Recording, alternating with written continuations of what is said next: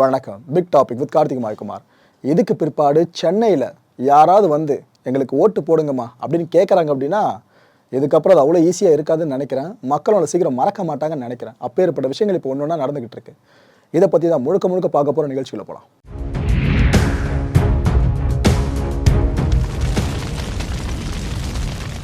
இந்த பள்ளிக்கரணை, மேடவாக்கம், அதுக்கப்புறம் இந்த வேளச்சேரி, இது போன்ற பகுதிகள் இருக்குல்ல, நீர் அதிகமாக தேங்கின பகுதிகள். இந்த பகுதிகளில் பெரும்பாலான இடங்களில் நீர் வடிஞ்சிட்டதா இப்போ ஒரு தகவல் கிடச்சிருக்குங்க. அண்ட் வடச்சென்னை பக்கமாக பார்த்தீங்கன்னா ஓரளவுக்கு தண்ணீர் வடிஞ்சிருக்கு. நல்லா அண்டர்லைன் பண்ணிக்கோங்க. மொத்தமாக நான் வடிஞ்சிடுச்சுன்னு சொல்லலை, ஓரளவுக்கு தான் சொல்லியிருக்கேன். இது இன்னும் 2-3 நாட்கள் போனால் தான் இயல்பு நிலை அப்படின்றது திரும்ப போல இருக்குது. ரியாலிட்டி இது தான்.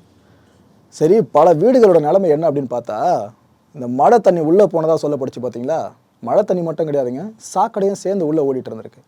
அந்த மக்கள் கதற காட்சிகளை பார்க்குறப்ப இவ்வளோ மோசமாக இருக்குது, எப்படி உள்ளே இருந்திருப்பாங்க தாங்க தோணுது.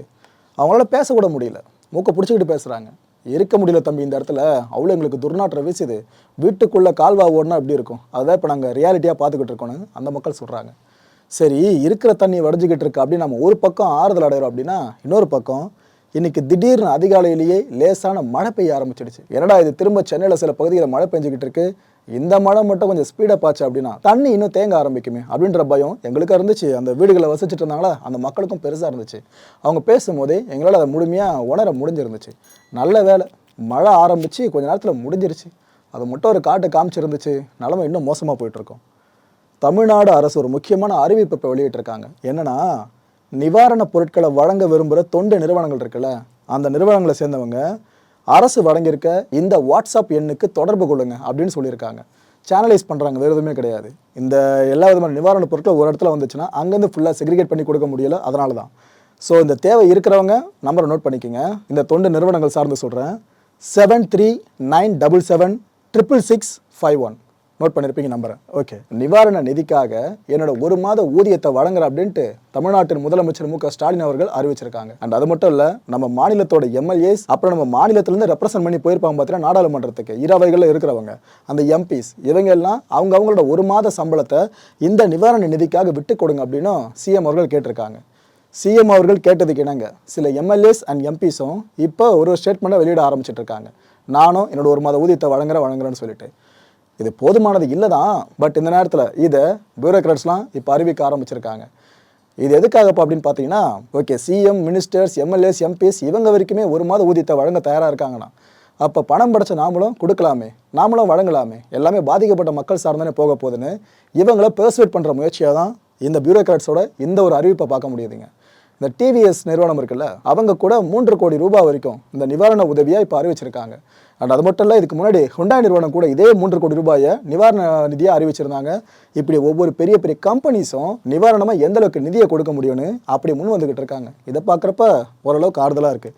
ஆனால் இந்த எண்ணிக்கை இன்னும் பெருகணும், அதுதான் நம்மளோட ஆசை. இந்த பாதிக்கப்பட்ட மக்கள் சார்ந்து கட்சி பேதமின்றி, ஆட்சி பேதமின்றி நிறைய பேரும் உணவுகளை தயாரித்து கொடுத்துக்கிட்டு இருக்காங்க. அந்த வகையில் திமுக எம்பி கனிமொழி அவர்கள் இருக்காங்களா, இவங்களும் உணவு சமைச்சு அதை பாதிக்கப்பட்ட மக்கள் சார்ந்து இந்த உணவு வேண்டிக்கிட்டு இருப்பாங்களா அவங்களுக்கு டிஸ்ட்ரிபியூட் பண்ணியிருக்காங்க.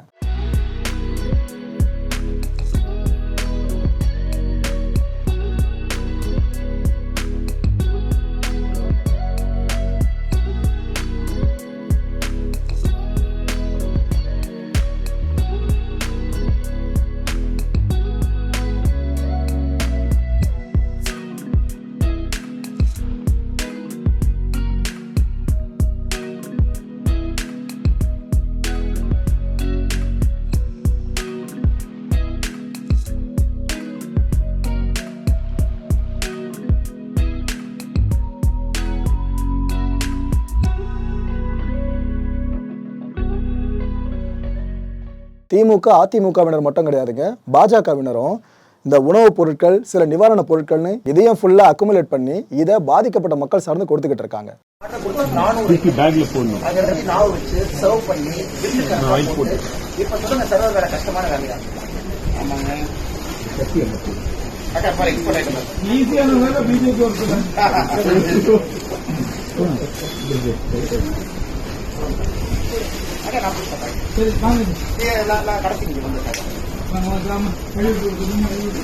ஆயில் போடல. ஆமா ஆயில் இருக்கு. இல்ல இல்ல அவ்வளவு சுகமா இருக்கு.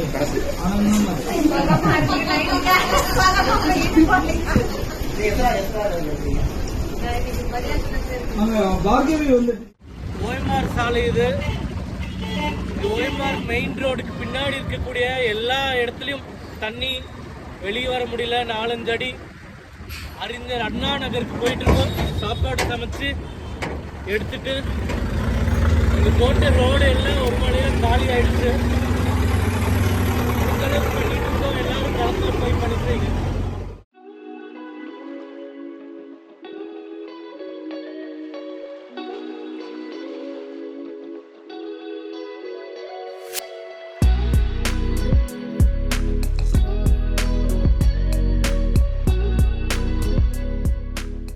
சென்னை திரும்பவும் இயல்பு நிலைக்கு திரும்பிட்டு இருக்க இதே நேரம் இந்த வாகன ஓட்டிகள், அதுலேயும் குறிப்பாக இந்த வெள்ளத்தில் சிக்கின வாகனங்களை வச்சுருப்பாங்களே, அவங்களோட நிலைமை கவலைக்கிடுங்க. மாதம் பட்ஜெட்டில் துண்டு விடாமல் அவங்க ஃபேமிலி ரன் பண்ணணும். ஆனால் இப்போ என்னாச்சு, வண்டிக்கு செலவு வைக்க வேண்டியதாகிடுச்சு. அவங்க பட்ஜெட்டில் ஒரு பங்கு பணத்தை எக்ஸ்ட்ராவாக வைக்க வேண்டியதாகிடுச்சு. ஆனால் இந்த ஒரு கஷ்டத்தை டிவிஎஸ் நிறுவனம் இருக்குல்ல, அவங்க தெளிவாக புரிஞ்சுக்கிட்டு இருக்காங்க. இவங்க செஞ்சுருக்க இந்த வேலையை மற்ற எல்லா நிறுவனங்களும் செஞ்சாங்கன்னா சிறப்பாக இருக்கும். என்ன சொல்லியிருக்காங்கன்னா, வாடிக்கையாளர்களுக்காக டிவிஎஸ் நிறுவனம் இந்த பழுதான வண்டிகள் இருக்குல்ல, அதை நாங்கள் சரி பண்ணுறோம். இதுக்காக வேலை கூலி எதுவுமே எங்களுக்கு வேண்டான்றாங்க. அதான் நீங்கள் சர்வீஸ் சென்டர் போய் கொடுத்தீங்கன்னா ஒரு பர்டிகுலர் அமௌண்ட் கொண்டு வாங்குவாங்க பார்த்தீங்களா, அதுக்கான வேலை கூலி நாங்கள் வாங்க மாட்டோம். 18ஆம் தேதி வரைக்கும் இந்த சலுகை இருக்கும். ஸோ அதுக்குள்ளே அவைல் பண்ணிக்கோங்க. ப்ரையாரிட்டி பேஸில் பண்ணுறோன்னு இருக்காங்க. அதாவது இந்த வெள்ளத்தில் பாதிக்கப்பட்ட வண்டிகள் இருக்கோம் பார்த்தீங்களா, இந்த புயல் வெள்ளத்தில் நீங்களாம் இந்த வண்டிகள் எடுத்துகிட்டு வரீங்க அப்படின்னா உங்களுக்கு தான் நாங்கள் முன்னுரிமை கொடுத்து சரி பண்ணி கொடுப்போம். அதுக்கப்புறம் தான் ஏற்கனவே நிறைய வண்டிகள் நிற்கல சர்வீஸ் சென்டரில் மற்ற காரணங்கள் சார்ந்து அந்த வண்டிகள் பார்க்கப்படும் சொல்லியிருக்கு டிவிஎஸ் நிறுவனம். நீங்கள் சர்வீஸ் சென்டருக்கு வண்டியை கொண்டு வந்தால் போதும், அதுக்கப்புறம் மற்ற வேலையை நாங்கள் பண்ணிக்கிறோம் அப்படின்றாங்க. ஆனால் இன்னொரு விஷயத்த முன்வைக்கிறாங்க. இதை மைண்டில் தெளிவாக வச்சுக்கோங்க. அதாவது என்ஜின் இருக்குல்ல, அதை ரீஸ்டார்ட் பண்ண வேணான்னு சொல்லி கேட்டுக்கிறாங்க. நாம நேற்றுக்கு வீடியோட கன்க்ளூஷனில் ஒரு விஷயத்த சொல்லியிருந்தோம். இது போல கடல் தண்ணி நீரை ஏற்றுக்கலாம் அப்படின்னா வெள்ள நீர் எப்படிங்க ஓடியும் அப்படின்ற மாதிரி ஒரு டாக் பெருசாக போயிட்டுருக்குன்னு சொல்லிட்டு நாம் வீடியோ போட்ட நேரமாக என்னன்னு தெரியல. இப்போ ஒரு விஷயம் நடந்திருக்குங்க. இந்த வேளச்சேரி இருக்குல்ல, அதான் வெள்ளச்சேரியாக மிதந்துக்கிட்டு இருக்கு. அந்த வேளச்சேரி தொகுதி காங்கிரஸ் எம்எல்ஏ இருக்கார்ல, திரு ஹசன் மௌலானா அவர்கள், இவர் அந்த தொகுதி மக்களை சந்திக்க போயிருக்காரு. நிலமை அங்கே அவ்வளோ மோசமாக இருக்குல்ல. ஸோ அவர் அதனால் அங்கே போயிருக்காரு.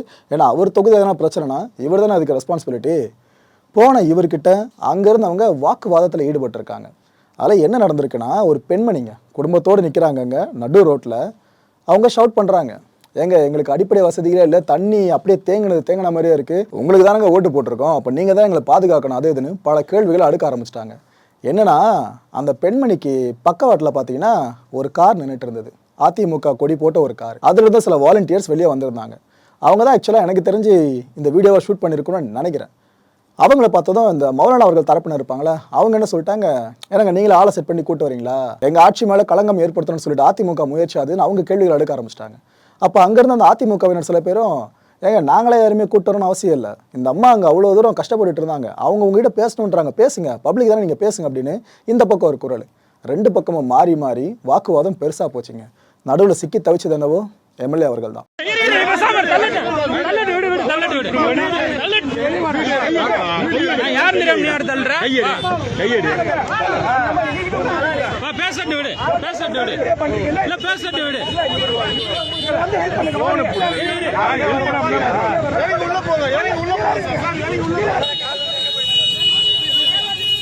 மேடம் நீங்க ஏடிஎம்கியா? இல்ல பப்ளிக் தானே அவங்க நாங்க செக் பண்ணி பேச வரோம்னு சொல்றாங்க. கேளுங்க, பாருங்க கேளுங்க, நீங்க செக் பண்ணி நாங்க கூட்டு வந்தோம்னு சொல்றாங்க. கேளுங்க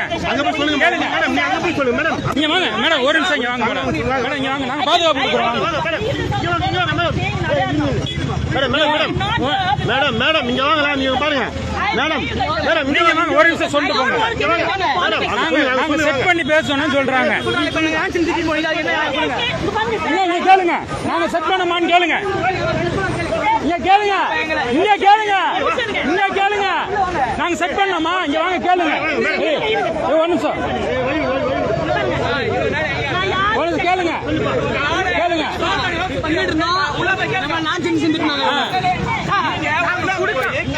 யாருக்கு எவ்வளவு நாள் எங்க போயிட்டு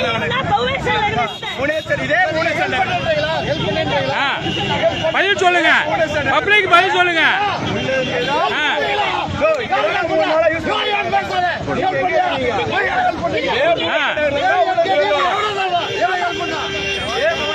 ஆனா ஊனானா நீங்க வந்து எங்களை போய் சொல்றீங்க, நீங்க பப்ளிக் பதில் சொல்லுங்க.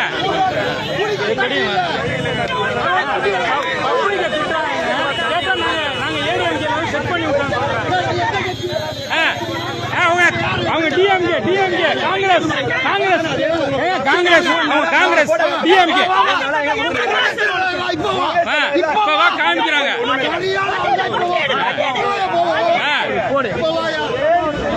அவங்க பப்ளிக் பேசுறாங்க, நீங்க என்ன செட் பண்ணுங்கிறீங்க? ஏன் செட் பண்ணுங்கிறீங்க? இந்த பப்ளிக் பதில் சொல்லுங்க, பப்ளிக் பதில் சொல்லுங்க, இந்த பப்ளிக் பதில் சொல்லுங்க. நீங்க பப்ளிக் சொல்லக்கூடாது, சீன்லாம் போடல சார். நான் ஒரு பிஏ. ஆமா ஆமா, பப்ளிக் பதில் சொல்லுங்க. நீங்க பப்ளிக் பதில் சொல்லுங்க, நீங்க பப்ளிக் பதில் சொல்லுங்க. என் போன நீங்க புடுங்க கூடாது, பப்ளிக் பதில் சொல்லுங்க. நீங்க பப்ளிக் பதில் சொல்லுங்க சார். நீங்க என்னையா புடுங்குறீங்க? பப்ளிக் பதில் சொல்லுங்க, பப்ளிக் பதில் சொல்லுங்க. நீங்க வக்கீல், மக்களுக்கு பண்றாங்க வக்கீல். நீ என்ன பேசுறீங்க? வா பேசு, வா எல்லாம் பாக்கு, வா என்ன பேசுற?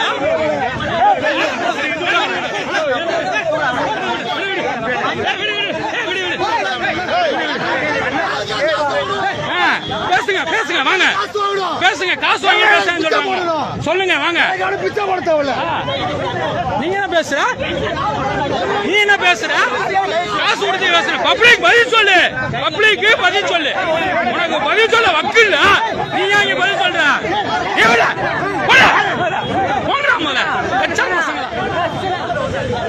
பப்ளிக் செய்யற வக்கீல், நீ ஏன் எம்எல்ஏவா? வந்து நீ என்ன பண்ணுறா? இன்னும் நீ பப்ளிக் பண்ண வக்கீல், உனக்கு பப்ளிக் பேசுறாங்க.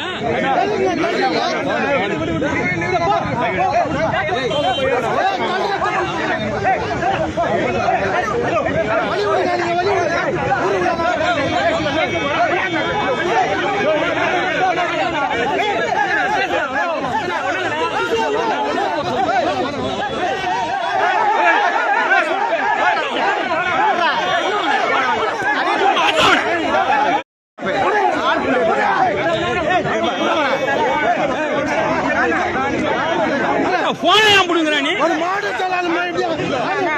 புடுங்குற நீ? போன புடுங்குற நீ? போன புடுங்குற?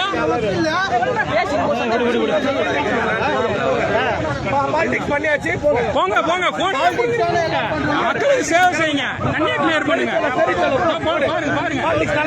பாருங்க, நீங்க மக்களுக்கு பதில் சொல்லுங்க, பதில் சொல்லுங்க. என் போன ஏன் புடுங்குற? என் போன ஏன் புடுங்குற? நீங்க பப்ளிக் பேச ஏன் போன? காசு நீங்க பேசுறா? நீங்க நாங்க எடுத்து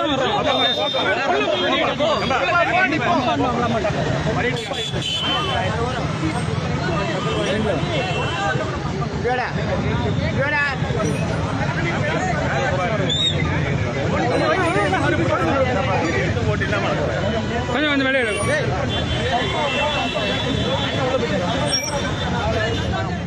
இது ஒரு பக்கம்னு பார்த்தா இன்னொரு பக்கம் என்ன இருக்கு?